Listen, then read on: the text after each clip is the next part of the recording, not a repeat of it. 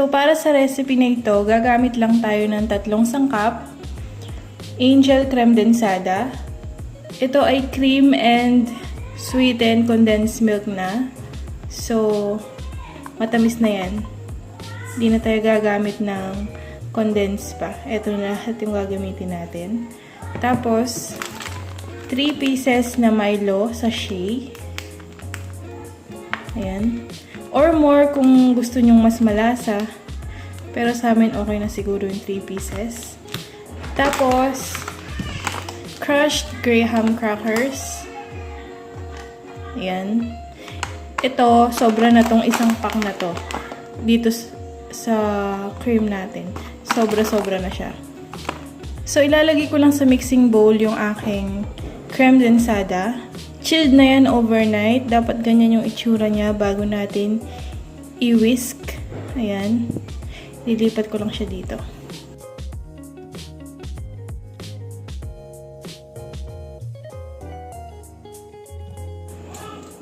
Ito na yung cream natin. So, hindi ako gagamit ngayon ng hand mixer. Ito lang yung gagamitin natin. So, pwede yan. Kaso, mas mabilis lang kasi sa hand mixer na mag-double yung cream at saka hindi nakakangalay. Nakakangalay kasi ito medyo matagal din pag manual na hand whisk. Pero tingnan natin.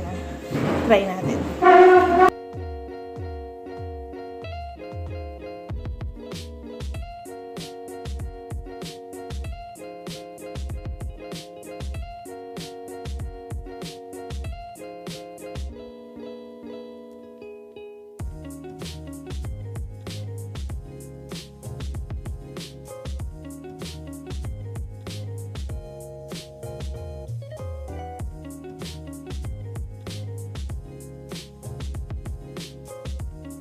After 10 minutes ng pag-whisk, ayan na yung ating cream. Nag-double up na siya. Tsaka, medyo nag-firm na.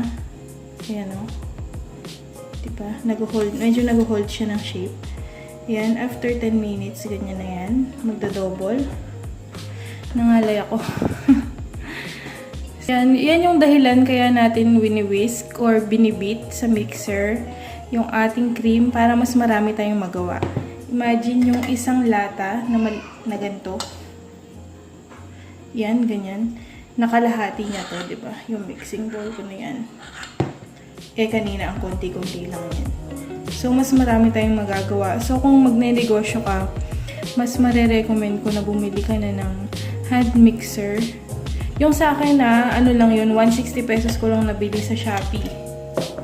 Matagal ko na rin ginagamit. 2 years na yata yun. Ito 2 years na yun. Yan, di ba? Ang dami. Kalahati niya na ginagawa. Pagkatapos nating maibit, yan, maglalagay na ako ng 2 Milo. Yan, 2 lang yung ilalagay ko dahil yung isa ilalagay natin sa taas lang. Sa top layer.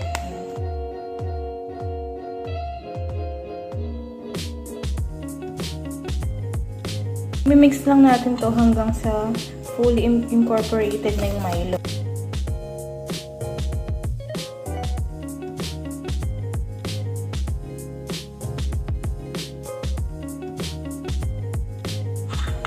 After 1 minute ng pagmimix, eto na siya. So, ito, kung wala kayong graham, pwede nyo na itong gawing ice cream. Ilagay nyo lang sa freezer overnight at magiging ice cream na yan. Pero dahil may graham tayo, nalagyan natin ng graham yan. First layer, 1 kutsara ng, kung ganito siya kanipis 1 kutsara ng grahams. Yan. Or mas less. Parang okay naman 1 kutsara. Yan. Bawasan ko lang. Kayo nang bahala kung gaano kakapal yung gusto nyo. So, dahil mas malapad to, dadagdagan ko. Dito naman, dahil malapad to, 3 tablespoon. Medyo mahirap. Ayoko maging messy, pero messy to, for sure. Ayan.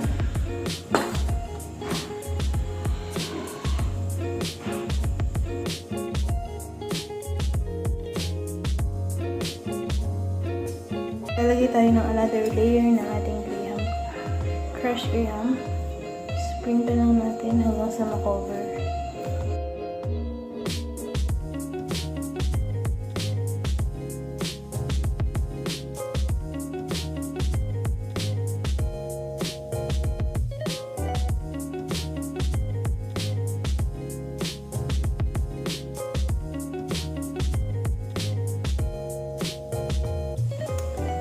Medyo madami pa yung cream natin. Ayan o.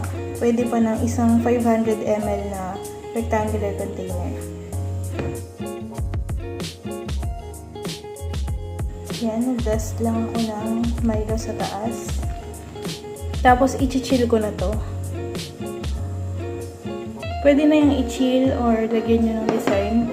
Ako lalagyan ko ng Milo sa taas. Pero, i-dissolve ko muna sa water. Tapos, gagawa tayo ng swirls.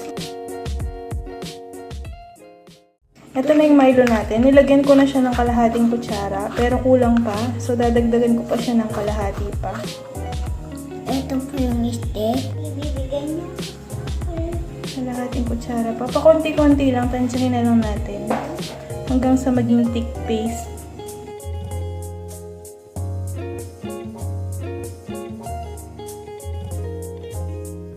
Hello guys.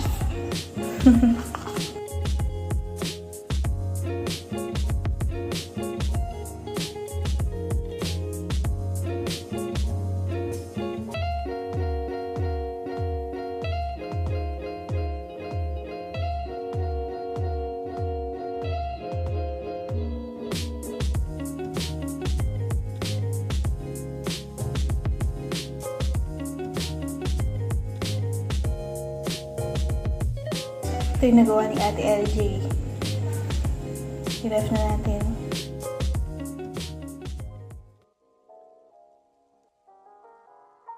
Yan, kung may bisita kayo, pwede nyong iserve sa mga ganitong klase ng baso para special siyang tingnan.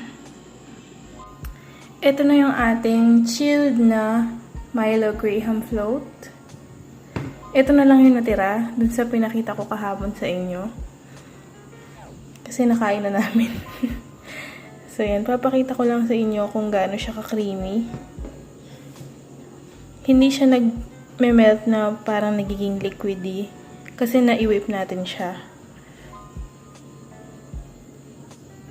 Yan. Creamy pa din siya kahit kanina pa siya nandito sa mesa. Siguro 1 oras ko na itong naiwan dito. Yan.